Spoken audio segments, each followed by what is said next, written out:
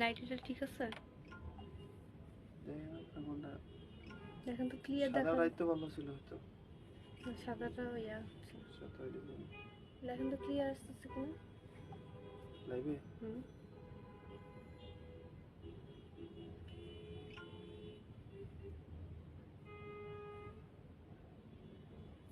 Hello everyone, আসসালামু আলাইকুম সবাইকে। সবাই কেমন আছেন? Hope all of are doing well. This is me Annie, club of ladies corner পক্ষ থেকে সোজা চলে আসলাম আপনাদের সবার পছন্দের প্রোডাক্টসগুলো শো করতে।